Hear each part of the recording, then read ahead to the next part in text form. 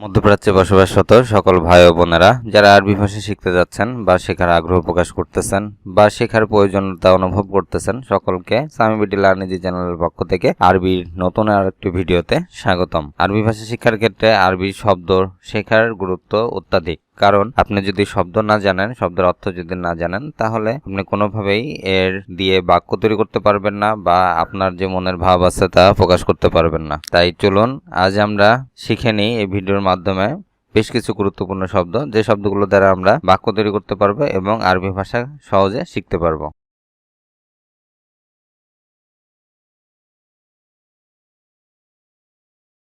আজকে প্রথম যে শব্দটি আমরা জানবো তা হলো সাউতুকা।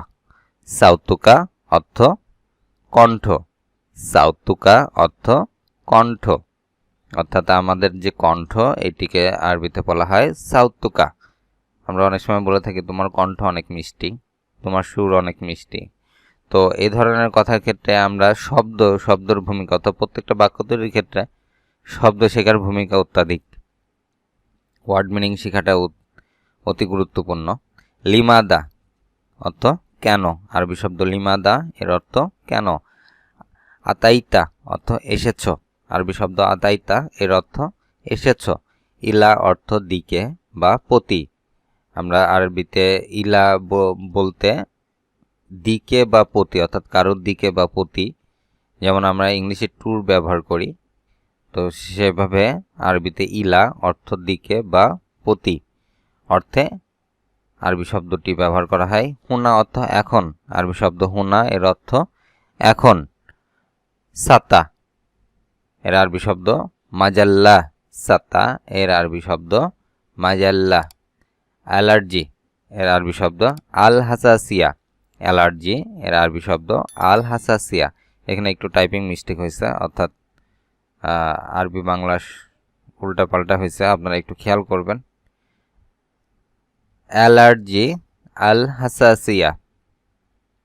প্রেসক্রিপশন অর্থাৎ ডক্টররা যে প্রেসক্রিপশন করে থাকেন, আমরা রোগীর বা রোগের জন্য মেডিসিনের জন্য যে প্রেসক্রিপশনটা করে থাকি সেটি আরবিতে বলা হয় ওয়াসফাতুন তাবাবিয়া। ওয়াসফাতুন তাবাবিয়া। ব্রাশ আরবি শব্দ গাসালা। ব্রাশকে আরবিতে বলা হয় গাসালা। গোসল করা ইস্তাহাম্মা।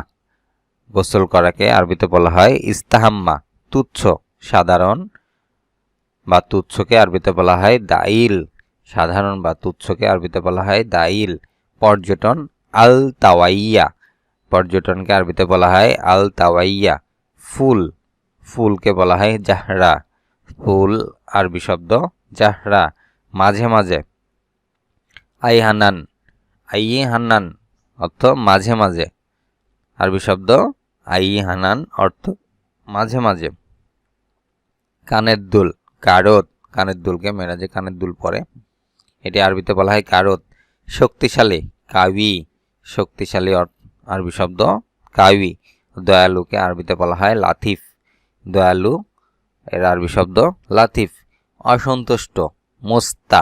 অসন্তুষ্টকে আরবিতে বলা হয় মোস্তা। আংটি অর্থাৎ আমরা হাতে যে আংটি পরি এটি আরবিতে বলা হয় খাতিম। আরবি শব্দ খাতিম এর অর্থ আংটি। একঘেয়েমি, আমরা একঘেয়েমি বলতে একই কাজ বারবার করার ক্ষেত্রে আমাদের যে ফিলটা হয় সেটিকে বলা হয়, যেটা আমরা ইংলিশে বলে থাকি বোরিং। এটি আরবিতে বলতে হবে বা আরবিতে বলবো মুমিল। মুমিল অর্থ একঘেয়েমি। মুমিল। দাড়ি, ছেলেদের যে দাড়ি এটি আরবিতে বলা হয় লাইয়া। লাইহা আরবি শব্দ লাইহা অর্থ দাড়ি। প্রজেক্টর, আমরা প্রজেক্টর চিনি, এটি আরবিতে বলা হয় জিহাজ আরদ। জিহাজ আরদ। প্রজেক্টরকে আরবিতে বলা হয় জিহাজ আরদ। চিঠিকে আরবিতে বলা হয় হারফ। চিঠি আরবি শব্দ হারফ। হতাশা মানজাইজ। হতাশাকে আরবিতে বলা হয় মানজাইজ। ডিসঅ্যাপয়েন্টেড হতাশা। ভয় খাফা। ভয় আরবি শব্দ খাফা। বারান্দাকে আরবিতে বলা হয় সেরদেব। বারান্দার আরবি শব্দ সেরদেব। ট্রাক, ট্রাক গাড়ি, এটি আরবিতে বলা হয় সাহানা। ট্রাককে আরবিতে বলা হয়, আরবি ভাষায় বলা হয় সাহানা। আরবি ভাষায় সাহানা অর্থ ট্রাক। স্থানান্তর অর্থাৎ এক জায়গা থেকে আরেক জায়গায় কোনো কিছু নিয়ে যাওয়া স্থানান্তর, এটিকে আরবিতে বলা হয় ওয়ারদিয়া। স্থানান্তরকে আরবি ভাষায় বলা হয় ওয়ারদিয়া।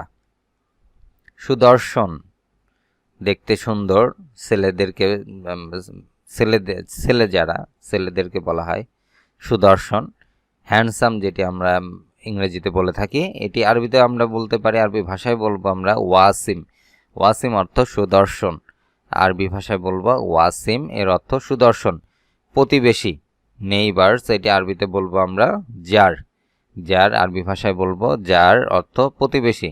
রপ্তানি করা অর্থাৎ এক দেশের থেকে আরেক দেশে কোনো পণ্য পাঠানো, এটি আরবিতে বলা হয় তাসদির। আরবি ভাষায় বলতে হবে তাসদির, অর্থ রপ্তানি করা, আমদানি করা, অর্থাৎ অন্য জায়গার থেকে, অন্য কোনো দেশ থেকে নিজের দেশে কোনো পণ্য নিয়ে আসা, এটিকে আরবি ভাষায় বলা হয় ইস্তেরাদ। ইস্তেরাদ অর্থ আমদানি করা। ইস্তেরাদ আরবি শব্দের অর্থ আমদানি করা। তর্জনী আঙ্গুল, আঙ্গুলের 5টা আঙ্গুলের 5 রকমের নাম আছে, 5 ধরনের নাম আছে। তো তর্জনী আঙ্গুল, এটি আরবিতে বলা হয় আস-সাব্বাবা। আস-সাব্বাবা অর্থ তর্জনী আঙ্গুল। মধ্য আঙ্গুল, মাঝখানের আঙ্গুল যেটি মধ্য আঙ্গুল, এটি আরবিতে বলা হয় আল ওয়াস্তা। অর্থাৎ আরবি ভাষায় আমরা যখন বলবো মধ্য আঙ্গুলের কথা উল্লেখ করব, তখন এটি আমরা আরবিতে আল ওয়াস্তা বলবো। আল বেনসর অর্থ অনামিকা আঙ্গুল। আল বেনসর অর্থ অনামিকা আঙ্গুল। তাহলে আরবি ভাষায় আল বেনসর কে অনামিকা আঙ্গুল হিসাবে বলবো। আন্ডারশার্ট অর্থাৎ আন্ডারশার্ট, এখানে আন্ডারশার্ট বলতে শার্টের নিচে আমরা যেই জামাগুলো পরে থাকি, মেয়েরা পরে, ছেলেরা পরে, এটিকে আরবিতে বলা হয় কামিজ দাখেল। কামিজ দাখেলকে আরবি ভাষায় বলা হয় কামিজ দাখেল আরবিতে, যার অর্থ হচ্ছে আন্ডারশার্ট অর্থাৎ ন্যস্ত করা। সাদিরিয়া, ন্যস্ত করা আরবি শব্দ, এর অর্থ ন্যস্ত করা। সাদিরিয়া এর বাংলা অর্থ ন্যস্ত করা। ফুসফুস, আমাদের শরীরে যে ফুসফুস আছে, এটি আরবি ভাষায় বলা হয় আলরিয়া। ফুসফুসের আরবি শব্দ আলরিয়া। সোনা, সোনার গহনা বা সোনা, এটি আরবি শব্দ দাহাবি। সোনাকে আরবিতে বলা হয় দাহাবি। ঘটনা, আল হাদাত, ঘটনাকে আরবিতে বলা হয় আল হাদাত। ঘোড়া, আরবি শব্দ দারা। ঘোড়া এর আরবি শব্দ দারা। পোশাক, যে পোশাক পরিচ্ছদ পরা হয়, এটি আরবিতে বলা হয় মালাবিস। পোশাকের আরবি ভাষায় বলা হয় মালাবিস। গেরিব অর্থ কাছে, আরবি শব্দ গেরিব, এর অর্থ কাছে। লিমা অর্থ কেন। লিমা আরবি শব্দ, এর অর্থ কেন। হাজিন অর্থ দুঃখ ভরা, দুঃখ ভরা বা কষ্টে ভরা, এটিকে আরবিতে বলা হয় হাজিন। নৌকা, এটি আরবিতে বলা হয় কারিব। নৌকাকে আরবি ভাষায় বলা হয় কারিব। টেপ, আমরা টেপ, বিভিন্ন কাজে যে টেপ, আঠাযুক্ত টেপ ব্যবহার করি, এটিকে আরবিতে বলা হয় লাসিক। লাসিক অর্থ টেপ। মোমবাতি, মোমবাতিকে আরবি ভাষায় বলা হয় শামা। মোমবাতিকে আরবিতে বলা হয় সামা। সামা অর্থ মোমবাতি। সম্পূর্ণ ভালো, সম্পূর্ণ ভালো, সম্পূর্ণ ভালোকে আরবিতে বলা হয় মিয়া মিয়া, অর্থ 100%। সম্পূর্ণ ভালো, এটা মিয়া মিয়া অর্থ 100% কোনো কিছু বোঝাতে আমরা মিয়া মিয়া ব্যবহার করে থাকি আরবি ভাষায়। তো এটিকে আর কি বোঝায় সম্পূর্ণ ভালো বা 100%। মিয়া মিয়া। চুপ করা, উস্কুত, অর্থাৎ চুপ করে থাকে, কাউকে চুপ করতে বলা, এটি আরবি ভাষায় বলা হয় উস্কুত, অর্থ চুপ করা। আলাদা, আলাদা অর্থাৎ আলাদা করা, কারো কাছ থেকে আলাদা করা, কোনো কিছুকে আলাদা করা, এটিকে আরবিতে বলা হয় ফারাক। ফারাক অর্থ আলাদা করা, আরবি শব্দ ফারাক, এর অর্থ আলাদা করা বা আলাদা। নফর অর্থ লোক, আরবি শব্দ নফর, এর অর্থ লোক। ভালোকে আরবি ভাষায় বলা হয় কোয়াস। ভালোকে আরবি ভাষায় বলা হয় কোয়াস। সুন্দরীকে আরবিতে বলা হয় জামিলা।